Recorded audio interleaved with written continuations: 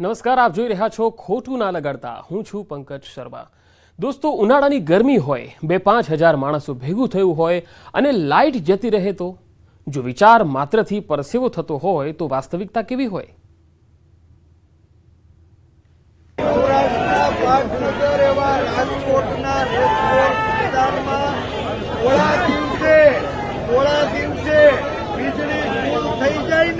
આ વિકાસને હરાવવા માટે આપણે આ લડાઈ આગળ વધારવાની.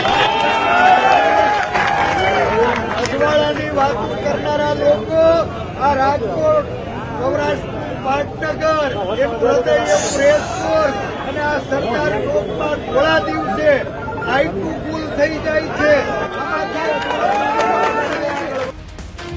સાંભળ્યું ને પરેશ ધાનાણીએ શું કહ્યું? ગરમીમાં પારો ઉપર ચડે તેમ તેમ માણસના મગજનો પણ પારો ઉપર ચડી જાય તેવી સ્થિતિ છે. પરેશભાઈ કાયા થાય તે સ્વાભાવિક છે, કારણ કે પ્રસંગ તેમનો છે અને લાઇટ જતી રહી હોય તો ગુસ્સો તો આવે. પરેશભાઈ તો પરેશભાઈ, પણ વશરામભાઈ પણ કટાક્ષ કર્યા વગર રહ્યા નહીં. આપણે કાર્યક્રમ આગળ આપ જોયું, પ્રેસ મીડિયાના મિત્રોને આ સામે લાઈટું છે, અહીંયા શા માટે નથી?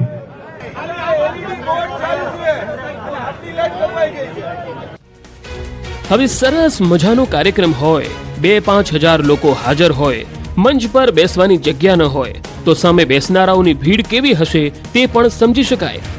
પરેશભાઈની જાનમાં બધા આવ્યા હોય અને ભાષણ કરતી વખતે જ લાઇટ જાય તો પારો તો છટકે ને, પણ કરે શું?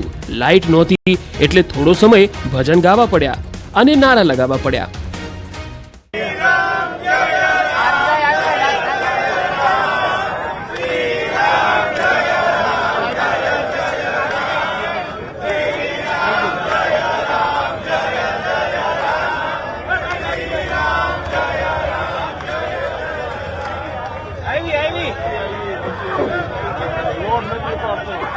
રામ નામનો પ્રભાવ તો જુઓ તમે. જેવું રામનું ભજન ગાયું તેવી જ લાઇટ આવી જાય છે અને પછી ભારત માતા કી જયના નારા લાગે છે.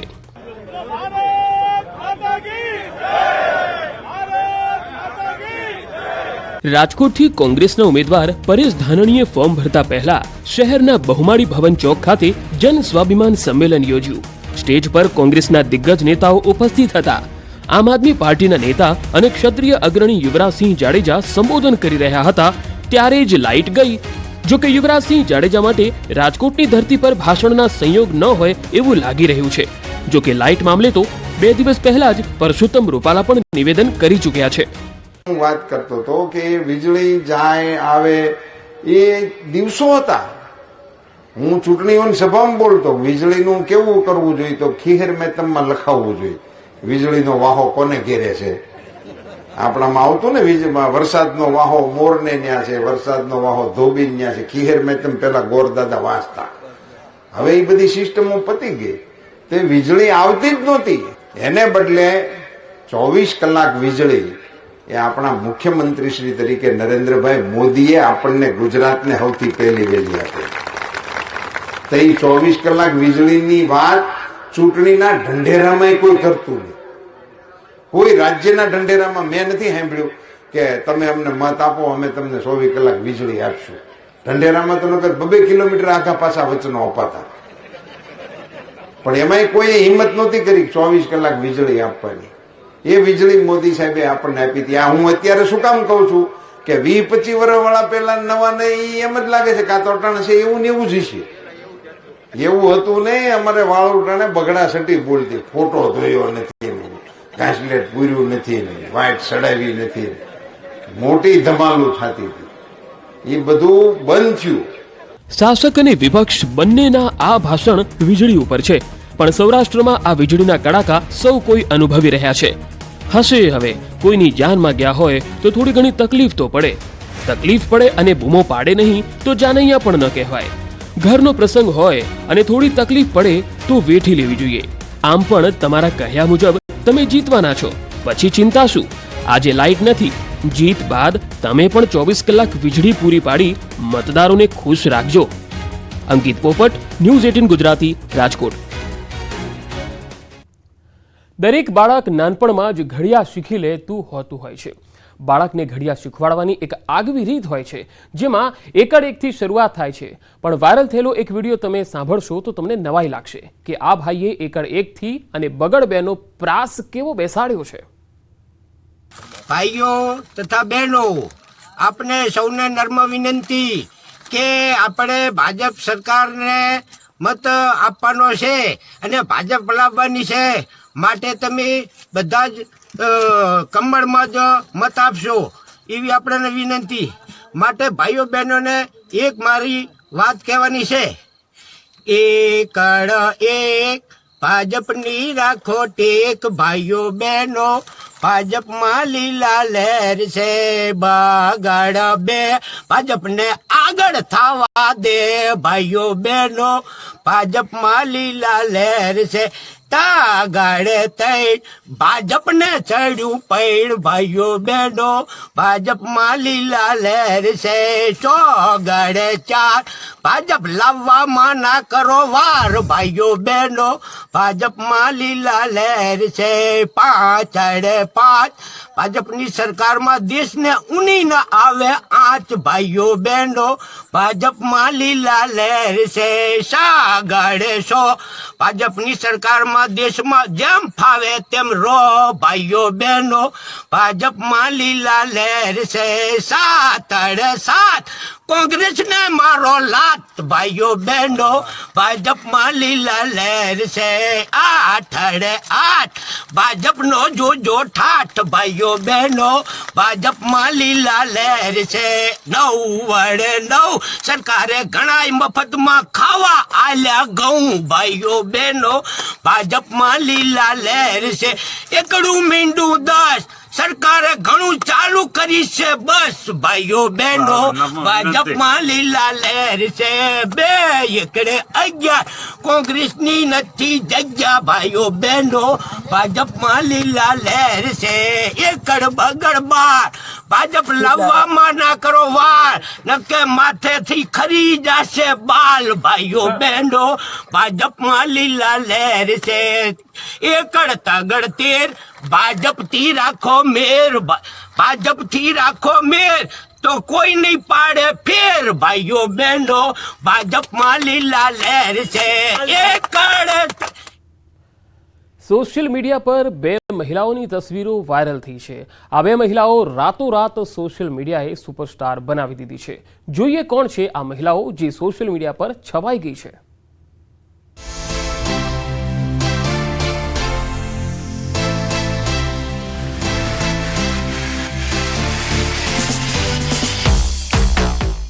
लाल सूट, आंखों पर चश्मा, हाथમાં ईवीएम मशीन અને ચહેરા પર સ્માઇલ. સહારનપુરના આ સ્ટાઇલિશ પોલિંગ ઓફિસરને તો જુઓ, હવે આ મેડમને જુઓ. તેમની આંખો પર પણ છે કાળા ચશ્મા. લાલ સૂટમાં ચહેરા પર સ્માઇલ સાથે લાગે છે સોહામણા. આ છે છિંદવાડાના મહિલા ચૂંટણી અધિકારી. લોકસભા ચૂંટણીમાં પ્રથમ તબક્કાનું મતદાન પૂર્ણ થયું છે, પણ ચૂંટણીવાળી આ મેડમો સોશિયલ મીડિયા પર છવાઈ ગયા છે. સ્ટાઇલ, લુક, આંખો પર ચશ્મા અને હાથમાં ઈવીએમ લઈને આ મેડમો કેમેરામાં કેદ શું થયા કે સોશિયલ મીડિયા પર સુપરસ્ટાર થઈ ગયા. હવે લોકો આ વાયરલ તસવીરોની નીચે કોમેન્ટ કરી રહ્યા છે કે આ બૂથ પર તો 100% મતદાન થયું છે. કેટલાક લોકો તો આ મેડમોને બૂથ ક્વીન કહી રહ્યા છે અને તેમની તસવીર અને વિડીયો વાયરલ કરી રહ્યા છે. વોટ્સએપ, એક્સ, ફેસબુક પર આ સુંદર મહિલાઓનો જાણે જાદુ છવાઈ ગયો છે. આખરે આ બંને મહિલાઓ છે કોણ? દરેક તેમના વિશે જાણવા માંગે છે. અમને આ લાલ સૂટવાળી મહિલા સહારનપુરમાં મળી ગયા, જે સહારનપુરમાં જ રહે છે, જેઓ સ્ટેટ બેંક ઓફ ઇન્ડિયામાં ફરજ બજાવે છે. અત્યારે સહારનપુરથી 40 કિલોમીટર દૂર કેરાના લોકસભા બેઠકની સહારનપુર વિધાનસભા મતક્ષેત્રની ગંગોહના મતદાન અધિકારીના રૂપમાં ડ્યુટી નિભાવી રહ્યા છે. લોકોને 100% मतदान करवा માટે પણ अपील કરી રહ્યા છે. और मैं सहारनपुर रंजीत नगर से बिलोंग करती हूँ. यहाँ पर मेरी ड्यूटी मतदान अधिकारी प्रथम के पद पर लगी है, जिसका निर्वहन अपनी तरफ से हम पूरी टीम मिलकर बहुत अच्छे से कर रहे हैं और हम चाहेंगे कि ये ड्यूटी अच्छे से हो पाए. और किसी तरह की इसमें कोई समस्या ना आए। मतदाताओं के लिए मैं यही कहना चाहूँगी कि अपना वोट वेस्ट ना करें, सभी लोग अपना वोट दें। एक वोट बहुत वैल्यू रखता है, तो कृपया अपना कोई भी वोट मिस ना करें। छिंदवाड़ा બેઠકથી એક મહિલાની તસવીર ખૂબ ચર્ચામાં છે, જે સોશિયલ મીડિયા પર વાયરલ થઈ રહી છે. આ સુંદર મહિલા બીજું કોઈ નહીં પણ ચૂંટણી અધિકારી છે. મહિલા પોલિંગ ઓફિસરે કાળા ચશ્મા પહેર્યા છે, ત્યાં જ વાઇન કલરનો સૂટ પહેર્યો છે, સાથે જ ચહેરા પર સુંદર સ્માઇલ સાથે તેઓ આગળ વધી રહ્યા હતા. આ લુકમાં તે ખૂબ જ સુંદર લાગી રહ્યા હતા. સોશિયલ મીડિયા પર તસવીર શેર થતાં જ યુઝર્સ વિદા થઈ ગયા છે. મધ્યપ્રદેશમાં ચૂંટણી પંચના ઓફિશિયલ હેન્ડલથી મતદાન કર્મીની તસવીર શેર કરવામાં આવી છે. પ્રદેશના વિવિધ જિલ્લાથી તસવીર શેર કરવામાં આવી છે, જેમાં પંચે છિંદવાડાની સુંદર પોલિંગ ઓફિસરની તસવીર શેર કરી છે. મહિલા અધિકારીની તસવીર સોશિયલ મીડિયા પ્લેટફોર્મ એક્સ પર શેર કરી છે, જેમાં લખ્યું છે કે કર્તવ્ય પથ પર આગળ વધીએ, ચાલો મતદાન કરવા જઈએ. પોલિંગ ઓફિસર પોતાના મિત્ર સાથે ઈવીએમ લઈને મતદાન કેન્દ્ર પર જઈ રહી છે. આ દરમિયાન તેમની તસવીર ક્લિક કરવામાં આવી છે. મહિલા અધિકારીનું નામ સુશીલા કનેશ છે. તે છિંદવાડામાં જિલ્લા પુરવઠા શાખામાં પોસ્ટેડ છે. સુશીલા કનેશ ગ્રેડ 3 ઓફિસર છે. વર્ષ 2019ની લોકસભા ચૂંટણીમાં પણ પીળી સાડી પહેરેલી મહિલા ચૂંટણી અધિકારી રીના દ્વિવેદીની તસવીર વાયરલ થઈ હતી. આ સોશિયલ મીડિયાની જ તાકાત છે, જે ક્યારેય કોઈને સ્ટાર તો કોઈને સુપરસ્ટાર બનાવી દે. જેનું ઉદાહરણ છે આ બંને મહિલાઓ, જે થોડા દિવસો પહેલા પોતાના ફ્રેન્ડ કે પરિવારના સર્કલમાં જાણીતી હતી, પણ સોશિયલ મીડિયા પર શું તેમની તસવીરો આવી કે આખો જમાનો તેમનો દીવાનો થઈ ગયો. અત્યાર સુધી રાજનીતિમાં કાકા ભત્રીજા વચ્ચેની લડાઈ જાણીતી રહી, પરંતુ આ લોકસભાની ચૂંટણીમાં નણંદ અને ભાભી વચ્ચે ચૂંટણી જંગ જોવા મળી રહ્યો છે. એક જ પરિવારના બે સભ્યો મહારાષ્ટ્રની બારામતી બેઠક પરથી આમને સામને છે. એક છે શરદ પવારની પુત્રી, જ્યારે બીજા છે તેમના વહુ. આ મુકાબલો સુપ્રિયા સુલે અને તેમના ભાભી સુનેત્રા પવાર વચ્ચે થઈ રહ્યો છે.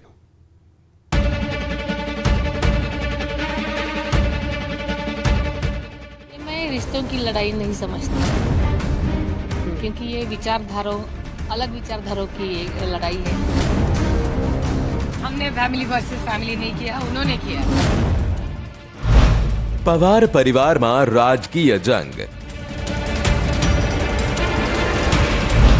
નણંદ વર્સિસ ભાભી વચ્ચે લડાઈ. બારામતી બેઠક પર આમને સામને. મહારાષ્ટ્રની બારામતી લોકસભા બેઠક પર લડાઈ ચૂંટણીની જ નથી, પણ પારિવારિક પણ છે. 2024ની લોકસભાની ચૂંટણી પવારની પાવરનો લિટમસ ટેસ્ટ છે. પરિણામથી તે પણ સ્પષ્ટ થઈ જશે કે પવારના રાજકીય વારસાના અસલી ઉત્તરાધિકારી કોણ છે, અજીત પવાર કે પછી સુપ્રિયા સુલે. બારામતીમાં આ વખતે જંગ નણંદ અને ભાભી વચ્ચે છે. અજીત પવારના સન્માનમાં ભાભીજી મેદાનમાં, બીજી તરફ છે શરદ પવારની પુત્રી સુપ્રિયા સુલે. તેમના સમર્થકો કહી રહ્યા છે કે શરદ પવારની શાનમાં સુપ્રિયા દીદી મેદાનમાં. જ્યારે લડાઈ રાજકીય હોય, મુદ્દો રાજકીય હોય, ત્યારે લાગણીઓ અને સંબંધોની જગ્યા નથી રહેતી. સુપ્રિયા સુલે અને સુનેત્રા પવારે ઉમેદવારી પત્રક ભરી દીધું છે.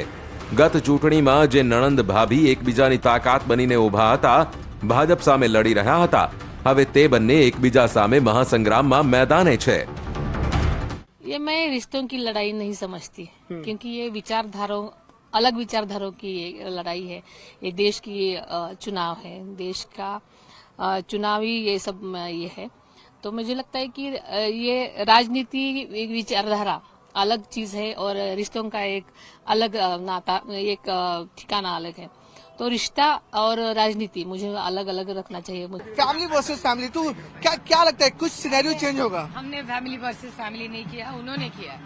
मेरा पहले से तय था कि मैं लोकसभा लड़ूंगी. બારામતી બેઠક પવારનો ગઢ ગણાય છે. 2004માં આ બેઠક પર શરદ પવાર જીત્યા હતા.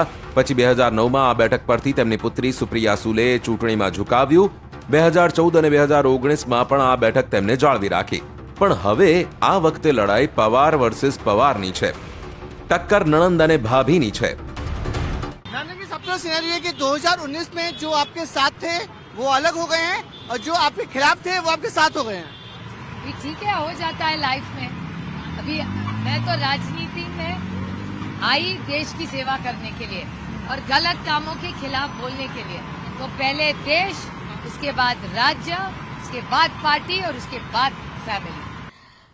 आपको तो पता है मैं कई सालों से मैं प्रचार में तो हूँ, लेकिन जब मैं प्रचार करती थी किसी और के लिए मैं प्रचार के लिए जाती थी, लेकिन इस बार मैं खुद के लिए प्रचार वोट मांग रही हूँ, तो थोड़ी जिम्मेदारी होती है। कुछ प्रेशर है? पहले आप अजीत दादा के लिए कैंपेनिंग करती थी, आपको लगता है कि अजीत दादा एक बड़े पॉलिटिशियन है महाराष्ट्र में, उनको आप सपोर्ट करती थी, अब वो आपको सपोर्ट कर रहे हैं और आप अपनी लड़ाई कह सकते हैं अब इस कॉन्स्टिट्यूंसी में अकेले दम पर लड़ रही हैं, आप खुद मेहनत कर रही हैं, खुद बाहर जा रही हैं? नहीं, वो भी सपोर्ट कर रहे हैं, लेकिन मैं उनकी कैंडिडेट होने के कारण मैं तो अभी मैदान में हूँ, तो हम उनके सर पे तो पूरे महाराष्ट्र की जिम्मेदारी है, इसलिए वो भी बिजी है और मैं भी अभी मैदान में हूँ। મહારાષ્ટ્રની રાજનીતિમાં પવાર પરિવારને એક્સ ફેક્ટર માનવામાં આવે છે, પણ વારસાની રાજનીતિમાં પાર્ટી તૂટી ગઈ, પરિવારમાં તિરાડ પડી ગઈ। શરદ પવાર પોતાની પુત્રીને પાર્ટીની કમાન સોંપવા માંગતા હતા, પણ ભત્રીજા અજીત પવારે પાર્ટી પણ કબજે કરી લીધી અને પરંપરાગત બારામતી લોકસભા બેઠક પર પણ પડકાર ફેંકી દીધો। એનસીપીમાં થયેલા ભંગાણ પછી આ પ્રથમ ચૂંટણી છે જ્યાં કાકા ભત્રીજાના ઉમેદવાર આમને સામને છે। મહારાષ્ટ્રમાં પાવર માટે પવાર વર્સિસ પવારની આ લડાઈમાં કોણ પાવરફુલ સાબિત થાય છે તે તો પરિણામ આવશે ત્યારે જ ખબર પડશે। લોકસભાની ચૂંટણીમાં પ્રચાર પૂરજોશમાં ચાલી રહ્યો છે। ઉમેદવારોની લોકોને પોતે જમીન સાથે જોડાયેલા હોવાનું બતાવવા હોડ લાગી ગઈ છે। ચૂંટણીની મોસમમાં ઉમેદવારો રાજકીય પાક લણતા જોવા મળી રહ્યા છે।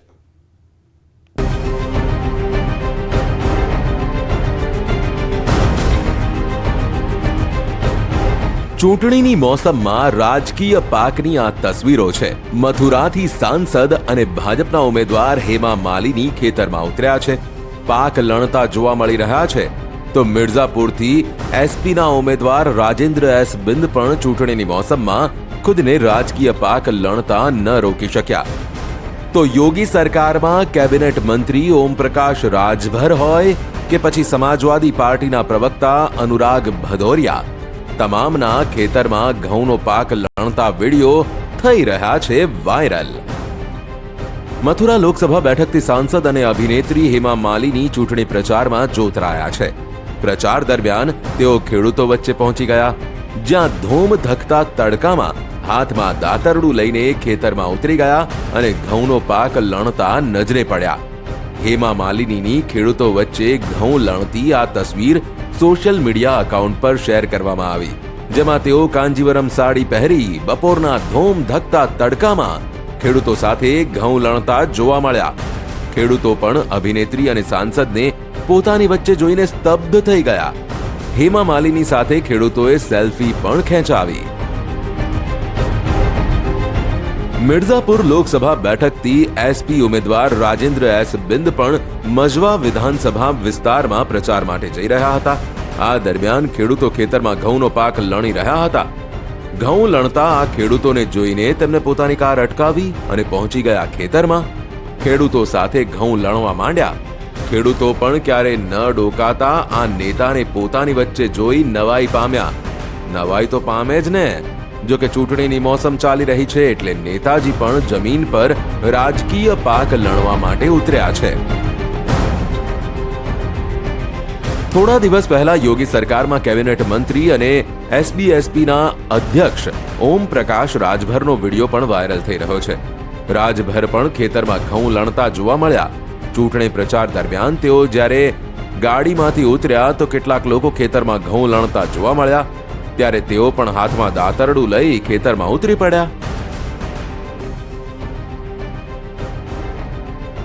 થોડા દિવસો પહેલા સમાજવાદી પાર્ટીના પ્રવક્તા અનુરાગ ભદૌરિયા પણ રાજકીય પાક લણતા જોવા મળી રહ્યા હતા।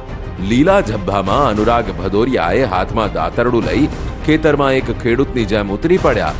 સોશિયલ મીડિયા પર તેમનો વિડીયો પણ વાયરલ થઈ રહ્યો છે।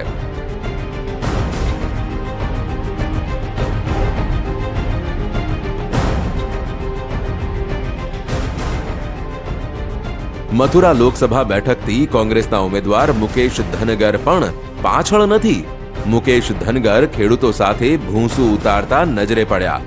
ચૂંટણી પ્રચાર દરમિયાન જ્યારે તેમણે એક ખેડૂતની ટ્રેક્ટર ટ્રોલી જોઈ જેમાં ભૂસું ઉતરી રહ્યું હતું, બસ પછી શું, કોંગ્રેસ ઉમેદવાર પહોંચી ગયા ટ્રોલી પાસે અને જાતે ભૂસું ઉપાડી અંદર મૂક્યું. હવે આ તસવીર જોઈ લો.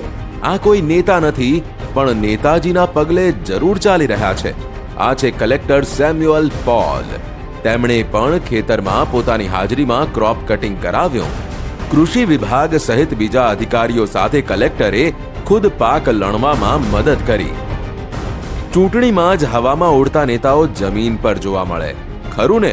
હવે જનતા જનાર્દનના દુઃખ દર્દ જાણવા જમીન પર ઉતર્યા છો તો પછી ચૂંટણી જીતી જાઓ, પછી તમારા પગ પણ જમીન પર જ રાખજો અને આ રીતે જ જનતાના હાલચાલ પૂછવા પાછા ડોકાજો.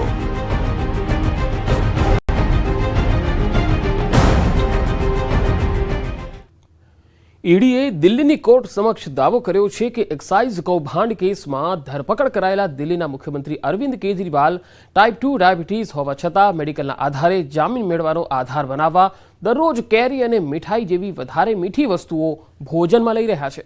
હવે આ મામલે રાજકારણ ગરમાયું છે.